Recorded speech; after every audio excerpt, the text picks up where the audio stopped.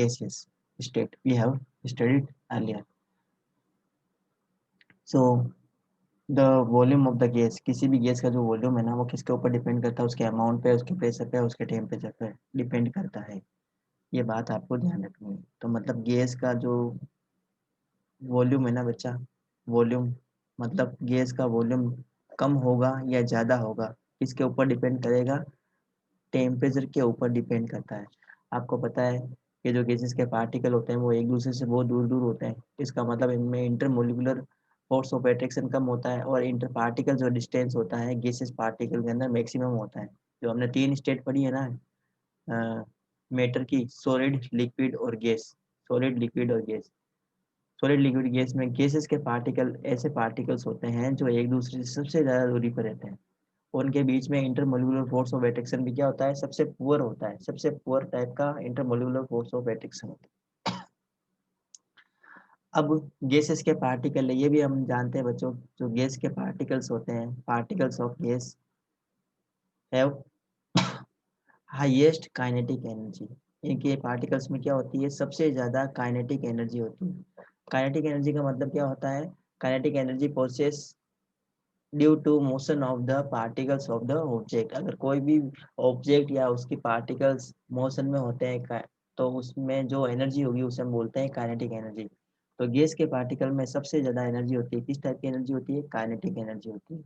कल हमने पढ़ा था बच्चों थर्मल एनर्जी, और परसों हमने एक रिलेशन पढ़ा था थर्मल एनर्जी और इंटरमोलिकुलर फोर्स ऑफ अट्रैक्शन के बीच में। तो हमने ये देखा था कि गैसेस के पार्टिकल में थर्मल एनर्जी मैक्सिमम होती है, thermal energy of the gases particle are maximum while the intermolecular force of attraction of the gaseous particle are least। तो गैस का वॉल्यूम किसके ऊपर डिपेंड करता है बच्चों, टेम्परेचर के ऊपर डिपेंड करता है। अगर हम टेम्परेचर को बढ़ा दें तो गैस का वॉल्यूम क्या हो जाएगा, इंक्रीज हो जाएगा। गैस का वॉल्यूम क्या हो जाएगा बच्चों, इंक्रीज हो जाएगा। जैसे आप लोगों ने फील किया होगा कि जब गर्मियों में हम टायर में हवा भर देते हैं, और गर्मियों की वजह से जब रोड पे साइकिल चलती है तो कभी कभी उसमें ब्लास्ट हो जाता है, मतलब वो जो टायर है वो फट जाता है और हवा बाहर निकल जाती है। ये आप लोगों ने कभी ये ऑब्जर्व किया होगा। कैसे हो जाता है ये, कि गर्मी की वजह से गैस ऑलरेडी ट्यूब में भरी है, ट्यूब में जो टायर ट्यूब होता है उसमें ऑलरेडी गैस भरी हुई है, हमने एक्स्ट्रा में थोड़ी सी गैस भर दी। अब क्या हुआ, जब उसको टेम्परेचर मिलता है, जब वो रोड के कांटेक्ट में आती है तो टेम्परेचर की वजह से गैस क्या होती है, एक्सपेंड होती है, उसका वॉल्यूम इंक्रीज होता है, उसका वॉल्यूम इंक्रीज होता है। तो अब टायर की कैपेसिटी नहीं है उसको होल्ड करने की, तो गैस क्या करती है, उस टायर को ब्रेक करके गैस बाहर निकल जाती है। तो ये आप लोगों ने ऑब्जर्व किया होगा कि जब भी हम टेम्परेचर बढ़ाते हैं ना, गैस क्या होती है, एक्सपेंड होती है, उसका वॉल्यूम इंक्रीज होता है। और अगर हम गैस पे प्रेशर बढ़ा दें बच्चों, क्या करते हैं, हम गैस पे प्रेशर बढ़ा देते हैं, गैस का प्रेशर बढ़ा देंगे तो क्या होगा, गैस का वॉल्यूम क्या हो जाएगा बच्चों, वॉल्यूम डिक्रीज हो जाएगा, वॉल्यूम डिक्रीज हो जाएगा। टेम्परेचर बढ़ाने से वॉल्यूम इंक्रीज हो जाता है, प्रेशर बढ़ाने से वॉल्यूम इसका डिक्रीज हो जाता है। ठीक है, तो ये जो रिलेशन है ना, कुछ साइंटिस्ट ने भी इसको प्रूव करके बताया, जिसको हम क्या किसके नाम से जानते हैं बच्चों, गैसेस लॉ के नाम से जानते हैं। तो गैसेस लॉ में हमें तीन टाइप के लॉज पढ़ने हैं बच्चों। फर्स्ट हमें पढ़ेंगे Boyle law, BOYLE, Boyle's law. एक साइंटिस्ट है ये, रॉबर्ट बॉयल। इन्होंने ये लॉ दिया था गैसेस की नेचर को समझाने के लिए, जिसे हम बोलते हैं बॉयल्स लॉ। इसके बाद में हम सेकंड पढ़ेंगे चार्ल्स लॉ, फिर हम पढ़ेंगे गै-लुसैक लॉ, फिर हम पढ़ेंगे आइडियल गैस इक्वेशन। तो ये सब चीजें हम इस चैप्टर में देखने वाले हैं, पढ़ने वाले हैं। तो चलिए शुरू कर लेते हैं बच्चों। अब हम शुरू करेंगे बॉयल्स लॉ, जिसको हम बोलते हैं pressure volume represent relationship, pressure volume relationship. तो प्रेशर और वॉल्यूम के बीच में रिलेशनशिप बताता है बॉयल्स लॉ। तो 1662 में इन्होंने एक्सपेरिमेंट किया था, रॉबर्ट बॉयल ने, गैसेस के नेचर को समझाने के लिए। तो उन्होंने एक एक्सपेरिमेंट क्या किया था, उन्होंने ये इस टाइप का एक्सपेरिमेंट किया था। उन्होंने जे टाइप की एक ट्यूब ली थी, ग्लास ट्यूब। इस जे टाइप की ग्लास की ट्यूब में इन्होंने क्या किया था, मर्क्यूरी फिल किया था, मर्क्यूरी पारा इसके अंदर फिल किया था। जैसे इसमें मर्क्यूरी फिल करते हैं, मर्क्यूरी या जिसे आप मर्क्यूरी भी बोलते हो, जैसे इसमें फिल करते हैं तो ये देखो, ये हाइट है और ये हाइट बता रही है मर्क्यूरी की। मतलब ये जो है ना बेटा, ये एक्स्ट्रा प्रेशर क्रिएट हो रहा है, इस हाइट की वजह से इसमें एक्स्ट्रा प्रेशर क्रिएट हो रहा है। अब इस प्रेशर की वजह से इसके अंदर जो ये ट्यूब है ना, ये जे ट्यूब, इसके अंदर जो गैस थी, ये वाली गैस, क्योंकि पारा तो है वो पूरा तो अंदर जाएगा नहीं, यहाँ तक ही रहेगा ये, है ना। तो अब ये जो गैस है ना, ये क्या हो रही है, यहाँ पे कंप्रेस हो रही है। अब हम क्या करते हैं, ऊपर से थोड़ा सा और मर्क्यूरी ऐड कर देते हैं। जैसे हम मर्क्यूरी और ऐड करते हैं, देखो ये इसका पहले या इनिशियल लेवल है इसका, ये इनिशियल लेवल है इसका, ये इनिशियल लेवल है ना। तो इनिशियल लेवल से थोड़ा सा और हम मर्क्यूरी ऐड करते हैं, मर्क्यूरी का कॉलम बढ़ाते हैं। तो यहाँ पे देखो आप, ये जो गैस थी ना, इसका वॉल्यूम और कम हो गया, देखो इस गैस का वॉल्यूम क्या हो गया बेटा, कम हो गया। इसी टाइप से ये देखो एक्सपेरिमेंट नंबर 3 इन्होंने जो किया था, इन्होंने क्या किया था, जो मर्क्यूरी का जो लेवल है ना और इंक्रीज किया। देखो यहाँ पे ये मर्क्यूरी लेवल है, ये मर्क्यूरी लेवल यहाँ पे है, मर्क्यूरी और ऐड की, जब मर्क्यूरी और ऐड करते हैं तो गैसेस का जो वॉल्यूम है ना और ज़्यादा श्रिंक हो जाता है। मतलब यहाँ पे मर्क्यूरी ऐड करने का मतलब यहाँ पे क्या है बच्चों, यहाँ पे मतलब है प्रेशर इंक्रीज करने का। इन्होंने क्या किया है, कुल मिला के प्रेशर इंक्रीज किया, मतलब जितना ज़्यादा मर्क्यूरी लेवल होगा, जितना ज़्यादा मर्क्यूरी कॉलम होगा, प्रेशर भी क्या होगा बच्चों, उतना ही ज़्यादा होगा, उतना ही ज़्यादा क्या होगा, प्रेशर होगा। और जितना ज़्यादा प्रेशर होगा गैस के ऊपर, उस गैस का वॉल्यूम क्या होगा, उतना ही ज़्यादा डाउन में आ जाएगा, उसका वॉल्यूम उतना ही कम हो जाएगा। तो इन्होंने अपने प्रिंसिपल को एक सेंटेंस के फॉर्म में बताया। तो according to Boyle's law, at constant temperature the volume of the gas is inversely proportional to the pressure applied on the gas. This is the statement of the Boyle's law. मैंने क्या बताया बच्चों, एक बार वापस सुनेंगे, ध्यान से सुनेंगे।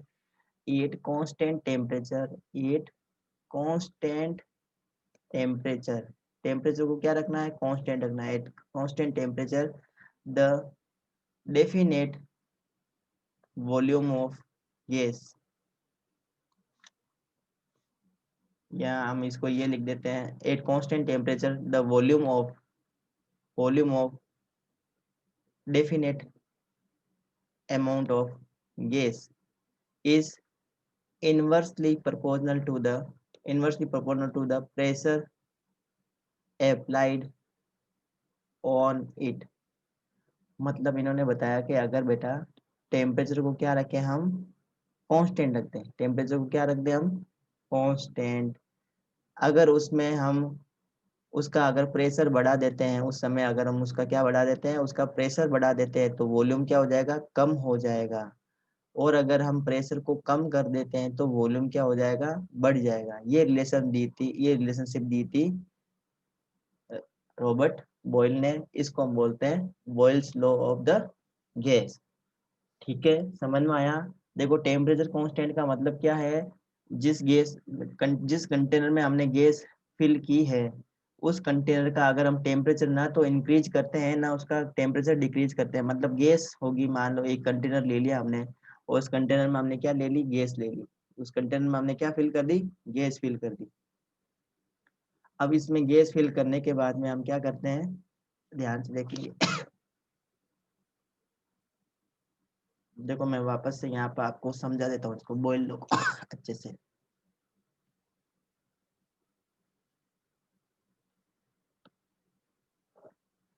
ये कंटेनर है जिसका कुछ वॉल्यूम है, सपोज इसका वॉल्यूम V है। कितना वॉल्यूम है इसका, वॉल्यूम V है। अब इसके अंदर क्या भरी है, गैस भरी हुई है, गैस। यहाँ पे मैं लगा देता हूँ एक पिस्टन, ये मैंने लगा दिया एक पिस्टन यहाँ पे, ठीक है, ये पिस्टन है और इसमें गैस भरी है। देख इसमें गैस को मैं रेड कलर के पार्टिकल से शो कर रहा हूँ, these are the gas particle, these are the gas particle. ये इसमें गैस भरी है और यहाँ पे ये क्या है बेटा, पिस्टन है।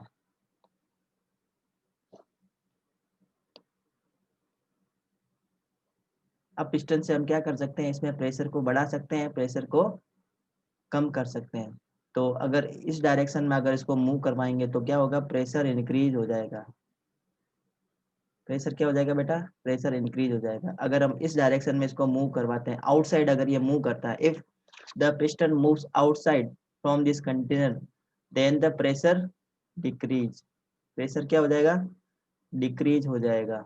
अब मुझे आप बताओ कि अगर मैं प्रेशर बढ़ाता हूँ इसमें पिस्टन से, ये देखो एक ये क्लोज सिलेंड्रिकल कंटेनर है ये, इसमें गैसेस के पार्टिकल भरे हैं, इसमें ये फ्रिक्शनलेस पिस्टन है, फ्रिक्शनलेस पिस्टन है। अब देखो, अब इस पिस्टन के ऊपर मैं प्रेशर लगाता हूँ, इसके ऊपर फोर्स लगाता हूँ, तो ये पिस्टन कहाँ मूव करेगा, इनवर्ड मूव करेगा ना, इट विल मूव इनवर्ड। ये इनवर्ड मूव करेगा तो क्या होगा, प्रेशर इंक्रीज होगा। जब प्रेशर इंक्रीज होगा या इनवर्ड मूव करेगा तो मुझे बताओ गैस के पार्टिकल्स पास पास में आएंगे या उतनी दूरी पे रहेंगे, पास पास में आ जाएंगे ना। इसका मतलब इसका वॉल्यूम क्या हो जाएगा बच्चों, वॉल्यूम श्रिंक हो जाएगा, वॉल्यूम डिक्रीज हो जाएगा, वॉल्यूम क्या हो जाएगा, डिक्रीज हो जाएगा। इसी टाइप से अगर इस पिस्टन को मैं आउटसाइड मूव करता हूँ, तो आउटसाइड मूव करूंगा तो गैसेस के पार्टिकल को एक्सपेंड होने के लिए जगह मिल जाएगी, गैसेस के पार्टिकल को एक्सपेंड होने के लिए जगह मिल जाएगी। इसका मतलब इसका वॉल्यूम क्या हो जाएगा, इंक्रीज हो जाएगा। जब मैं पिस्टन को बाहर की तरफ पुल करता हूँ, पिस्टन को बाहर की तरफ पुल करूंगा, इसका मतलब मैंने क्या किया, प्रेशर को रिलीज कर दिया, मैंने प्रेशर को डिक्रीज कर दिया। तो जब प्रेशर को डिक्रीज करते हैं बेटा तो वॉल्यूम क्या हो जाता है, इंक्रीज हो जाता है। तो Boyle's, according to Boyle's law we can write that V is proportional, inversely proportional to pressure. ये समझ में आ गया। एट कांस्टेंट टेम्परेचर, जब हम टेम्परेचर को क्या रखते हैं, कांस्टेंट रखते हैं। ये कब एप्लीकेबल है बेटा, eight constant temperature, constant temperature पर ही ये एप्लीकेबल है। अगर हम टेम्परेचर को भी चेंज करते जाए तो बॉयल्स लॉ फेल हो जाएगा, वहाँ पे बॉयल्स लॉ काम ही नहीं करेगा। बॉयल्स लॉ कब काम करता है, मोस्ट इंपोर्टेंट कंडीशन मैं बता देता हूँ बॉयल्स लॉ के लिए, ये है बेटा most favourable condition. Boyle's law के क्या है, कांस्टेंट टेम्परेचर पर ये सारा काम होना चाहिए। टेम्परेचर को अगर हम कांस्टेंट रखते हैं ना, तो ये बॉयल्स लॉ एप्लीकेबल होगा गैसेस के लिए। समझ में आया बच्चों, समझ में आ गया आपको ये।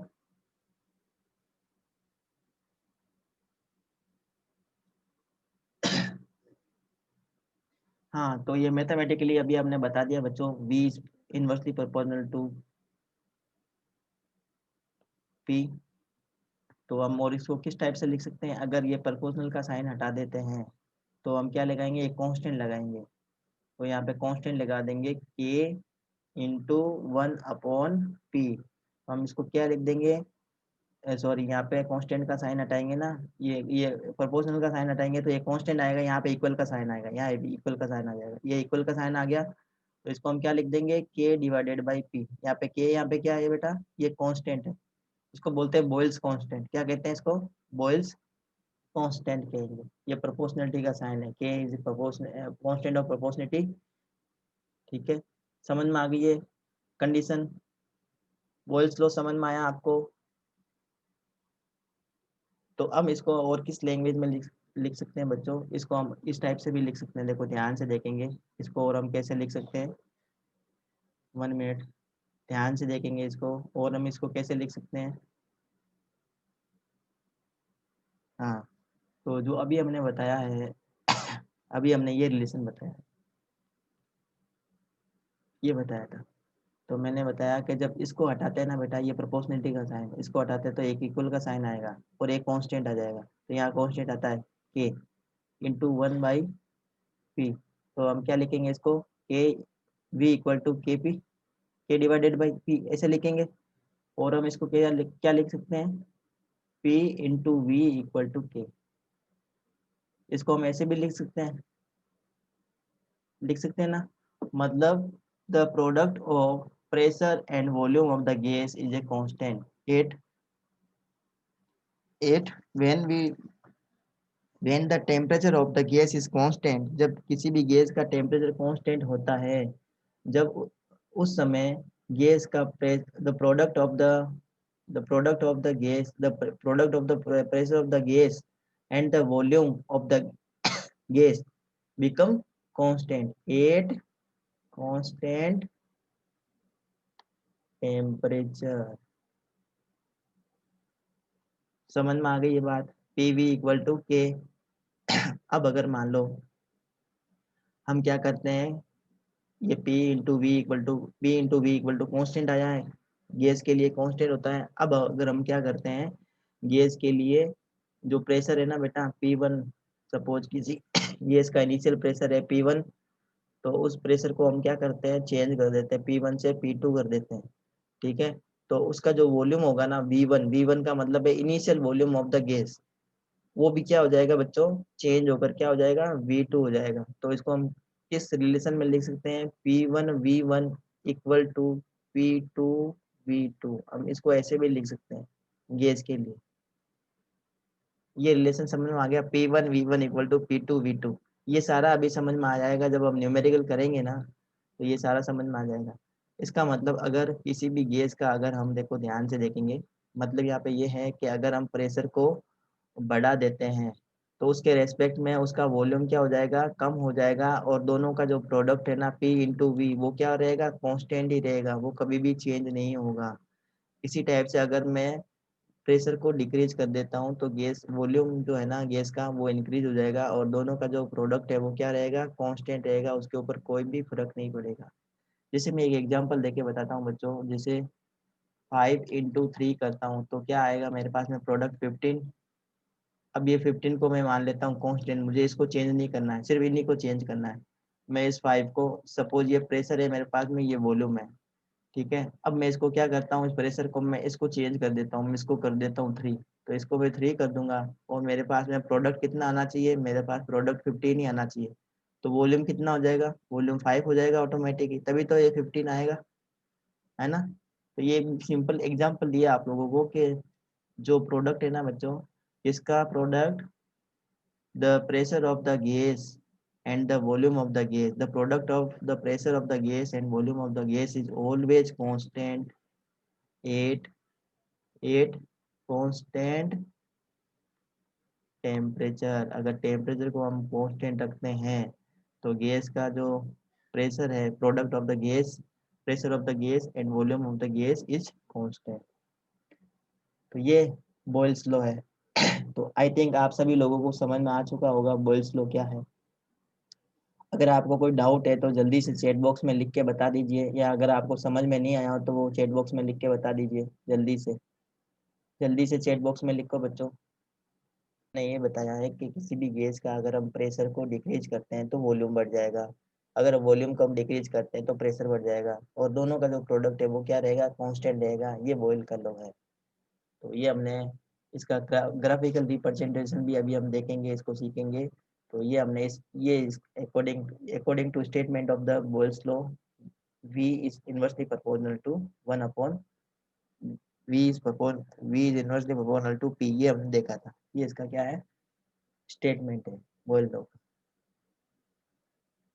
ये हमने देख लिया था, है ना।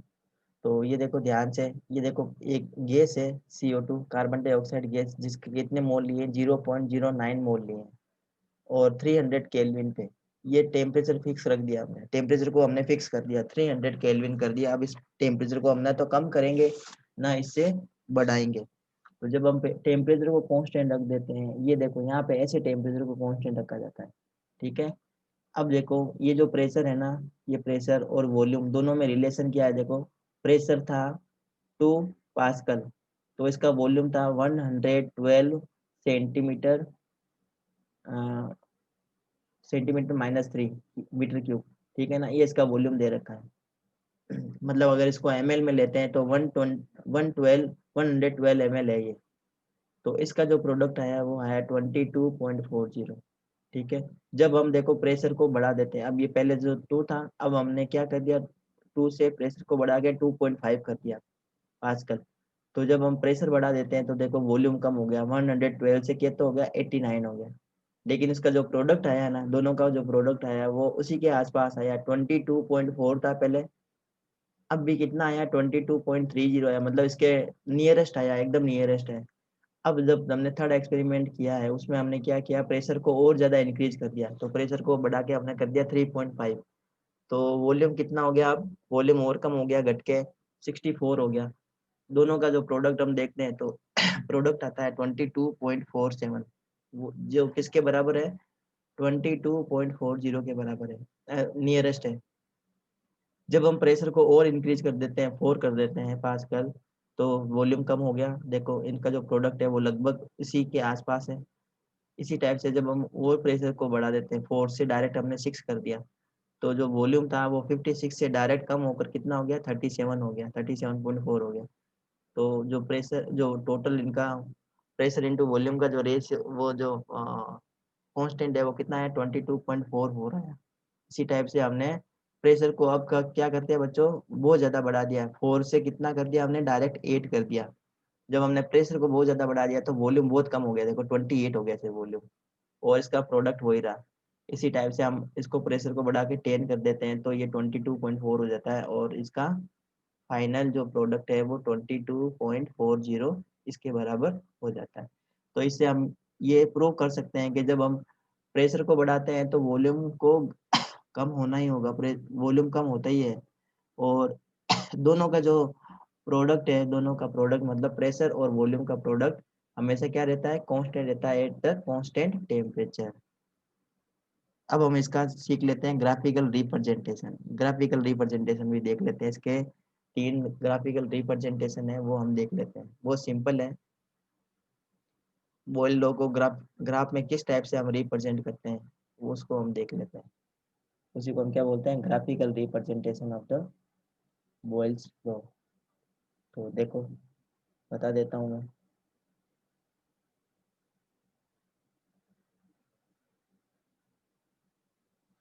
ग्राफिकल रिप्रेजेंटेशन,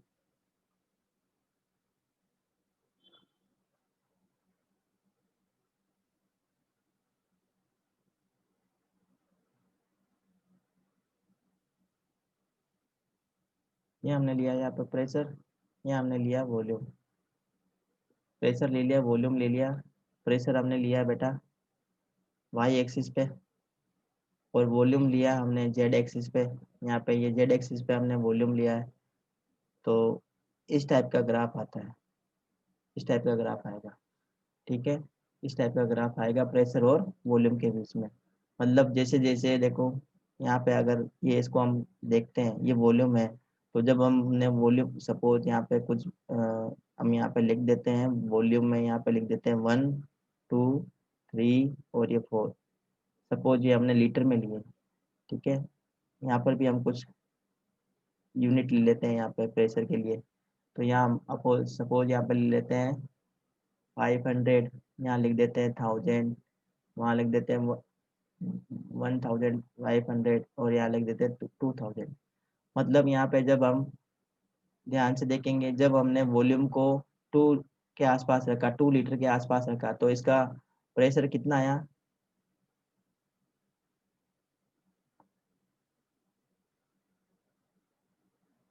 इसका प्रेशर कितना है बच्चों, ये 1000 लिखा है। तो इसको मैं 1000 मिनी पास्कल लिख देता हूँ। वैसे इतना यूनिट नहीं होगा, बहुत ज़्यादा यूनिट लिख दिया मैंने यहाँ पे, इसको मैं कम कर देता हूँ बच्चों। इसको मैं लिख देता हूँ 0.5, इसको मैं कर देता हूँ 1, इसको मैं लिख देता हूँ 1.5, और इसको मैं लिखता हूँ 2। ठीक है, ये मैंने प्रेशर लिख दिया यहाँ पे, प्रेशर मैंने लिख दिया यहाँ पे पास्कल में। अब इसमें लिखा मैंने पास्कल में। एक मैं रिप्रेजेंटेशन बता रहा हूँ ये आपको समझाने के लिए। मतलब जब हम वॉल्यूम को बढ़ाते हैं ना तो प्रेशर क्या होता है, कम हो जाता है। ये है इसमें सीक्वेंस, देखो जब हमने 2 रखा था, वॉल्यूम को जब हमने 2 रखा था तो इसका जो प्रेशर आया था तो वो 1 आया था।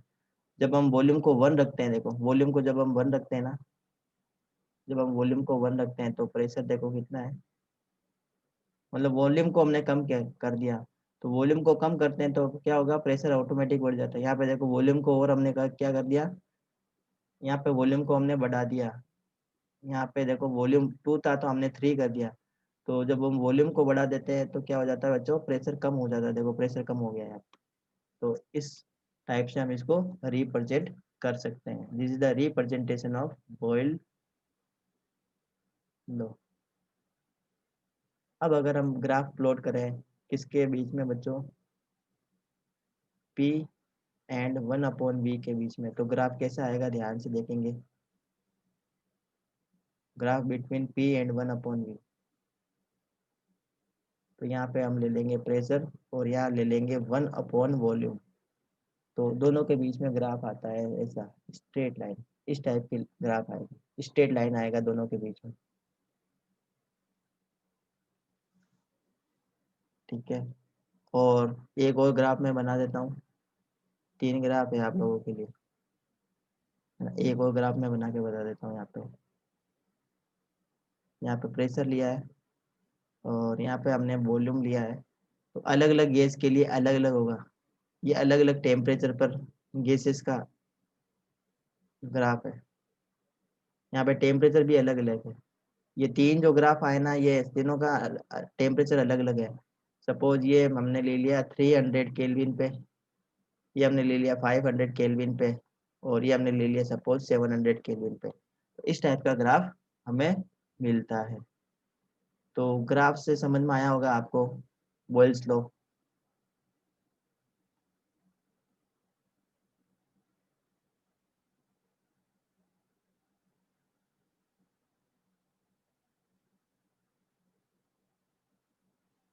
हाँ, तो ये देखो, ये आपको समझ में आ गया, ये ग्राफ, ये वाला ग्राफ। और एक और ग्राफ है, देखो, अगर हम ग्राफ प्लॉट करते हैं पीवी वर्सेस पी के बीच में, पीवी वर्सेस पी के बीच में अगर हम ग्राफ प्लॉट करते हैं तो इस टाइप का ग्राफ आता है हमारे पास में। इस टाइप का ग्राफ आएगा। ये टू टेम्परेचर अगर हम बढ़ा देते हैं तो ये लाइन आ जाएगी, टेम्परेचर अगर हम कम रखते हैं तो ये इस टाइप से हमारे पास में ग्राफ मिलता है। ये सपोज T2 है, ये T1 टेम्परेचर है। अब ये अगर T2 ज़्यादा है, T2 टेम्परेचर, सेकेंड टेम्परेचर ज़्यादा है, T1 टेम्परेचर कम है, तो इस टाइप का ग्राफ हमें मिलता है। तो I think by this equation you know very well. अब देखो एक और इम्पोर्टेंट ग्राफ है बच्चों। एक ही ग्राफ के अंदर अलग अलग टेम्परेचर पर ग्राफ बनाया P और 1/V के बीच में। तो ये वाला ग्राफ मैं आपको लोगों को समझा देता हूँ, ये क्या है, किस टाइप का ग्राफ है ये, इसको मैं समझा देता हूँ। आप ध्यान से देखेंगे, P और 1/V के बीच में ग्राफ है, प्रेशर एंड वॉल्यूम का इनवर्स, इसके बीच में ग्राफ है। अब हम ले लेते हैं यहाँ पे प्रेशर,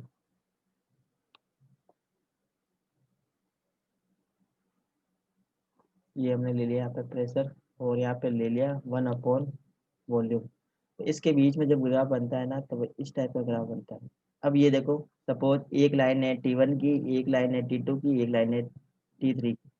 ये सपोज ये T3 है, ये T2 है, और ये T1 है। ये टेम्परेचर है बच्चों, ठीक है। ये T1 temperature, T2 temperature, T3 temperature. अब इनमें रिलेशन क्या है, T3, T2 और T1, इन सब में रिलेशन क्या है, कौन सा टेम्परेचर ज़्यादा है, कैसे पता करें तीनों में से कौन सा टेम्परेचर ज़्यादा होगा।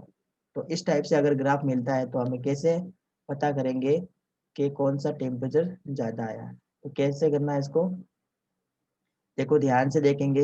एक यहाँ पे इस टाइप से आप लाइन बना लो जो तीनों लाइन को कट करती हो,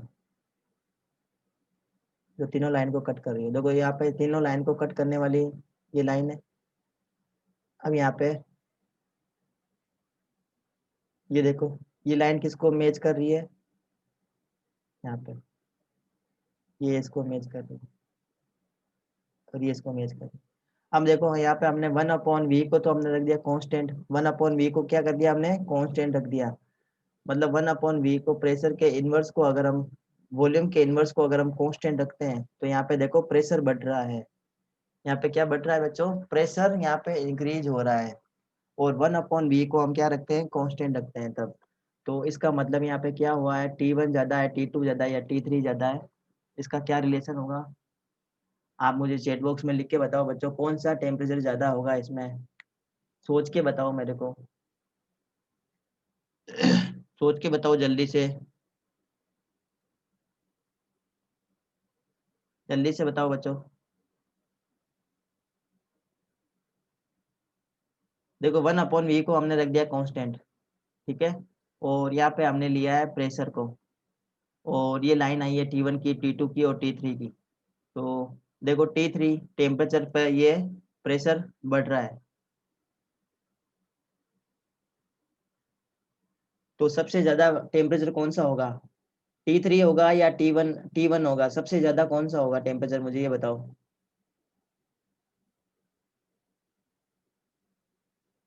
जो T3 सबसे ज्यादा होगा, जैसे मैं बताता हूँ, देखो ऐसे ध्यान से सुनो। देखो इसी ग्राफ में मैं वापस से बता देता हूँ, देखो ध्यान से सुनेंगे, ध्यान से देखेंगे। ये देखो मैंने यहाँ पे एक एक वर्टिकल लाइन बना ली इस ग्राफ के ऊपर जो इस सबको इस पॉइंट के ऊपर कट कर रही है, ठीक है।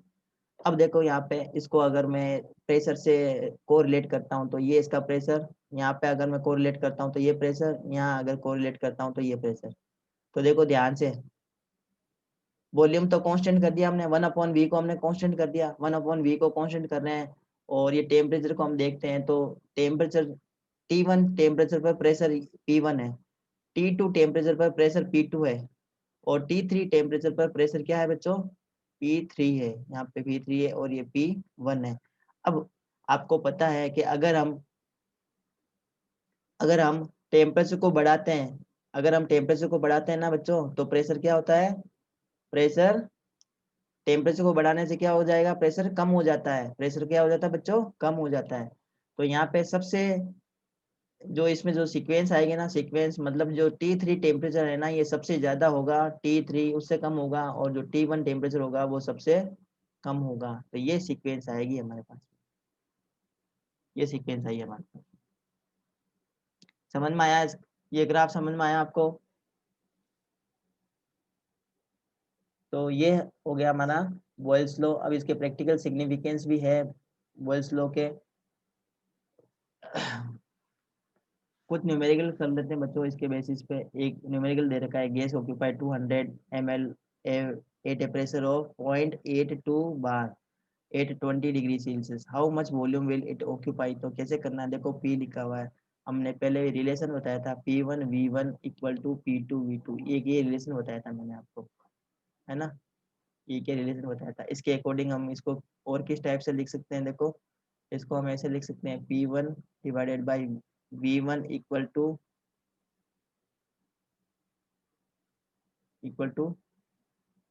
P2 divided by V2। इस टाइप से हम इसको लिख सकते हैं, ठीक है। इस टाइप से हम इसको लिख सकते हैं। देखो P1 divided by V2 equal to P2 divided by V1, इसको इस टाइप से भी हम रिप्रेजेंट कर सकते हैं। तो ये फॉर्मूले लगाने हैं और आंसर हमें आराम से मिल जाएगा। ध्यान से देखो, ये इसका इनिशियल, ये वॉल्यूम दे रखा है, ये V1 दे रखा है बच्चों, और प्रेशर ये दे रखा है, ये V1 की वैल्यू दे रखी है, ये P1 की वैल्यू दे रखी है, ठीक है। टेम्परेचर को हमें कोई लेना देना नहीं है, टेम्परेचर कांस्टेंट है। अब इसका हमें वॉल्यूम फाइंड करना है, तो वॉल्यूम फाइंड करना मतलब हमें V2 फाइंड करना है, और जो P2 की वैल्यू है वो दे रखी है 1.025। तो फॉर्मूला ये लगाना P1 V1 equal to P2 V2, इससे हमें पता चल जाएगा, V2 की वैल्यू हमें मिल जाएगी। तो ये आप करके देखेंगे, बहुत सिंपल न्यूमेरिकल है बच्चों, बहुत सिंपल न्यूमेरिकल है, ये आज को आप आराम से कर सकते हो। एक एनसीईआरटी का न्यूमेरिकल है ये। एक वेसल दे रखा है जिसमें 120 ml कैपेसिटी का वेसल है, इसका मतलब इसका वॉल्यूम दे रखा है, contain a certain amount of gas at 35 degree Celsius and 1.2 bar pressure. तो प्रेशर भी दे रखा है और वॉल्यूम भी दे रखा है। Then the gas is transfer another vessel, और जिसका वॉल्यूम दे रखा है 180। देखो अब वॉल्यूम बढ़ा दिया, तो वॉल्यूम बढ़ाने से क्या हो जाएगा, प्रेशर डिक्रीज हो जाएगा। तो इसका प्रेशर बताना है, वो सिंपल है, देखो कैसे करेंगे।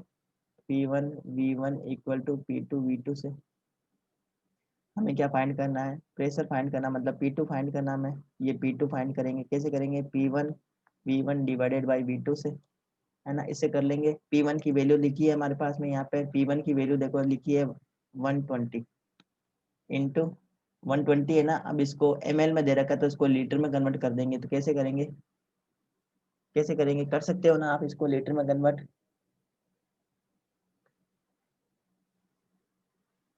और 1.2 बार भी दे रखा है, तो लीटर में जरूरत ही नहीं करने की, 1.2 बार ये लिख दिया हमने। देखो V1 की वैल्यू लिख दिया हमने 1.2 डिवाइडेड बाई V2 की वैल्यू कितनी है, देखो ये V2 की वैल्यू है यहाँ पे 120 ml, तो यहाँ पे हमने लिख दिया 180। तो सोल्व करेंगे तो यहाँ पे ये 2 ये 3, तो ये हो गया 2.4 डिवाइडेड बाई 3, तो आंसर आ गया 0.8 बार, ये इसका आंसर आ गया।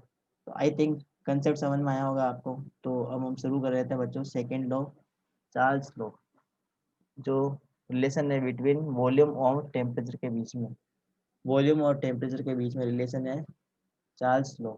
तो चार्ल्स एक साइंटिस्ट है, इन्होंने भी गैलुसेक के साथ में काम किया था। 1802 में इन्होंने एक लॉ दिया था जिसको हम चार्ल्स लॉ के नाम से जानते हैं।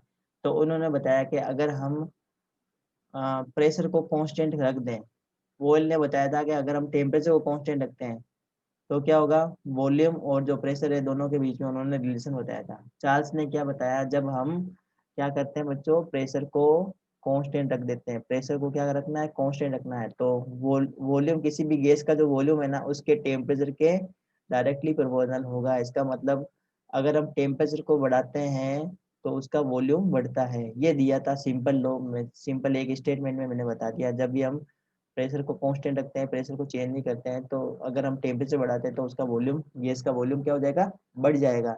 इसको हम कल डिटेल में पढ़ने वाले हैं, इसको अच्छे से पढ़ने वाले हैं, ठीक है ना। इसको कल हम डिटेल से अच्छे से पढ़ेंगे इसको।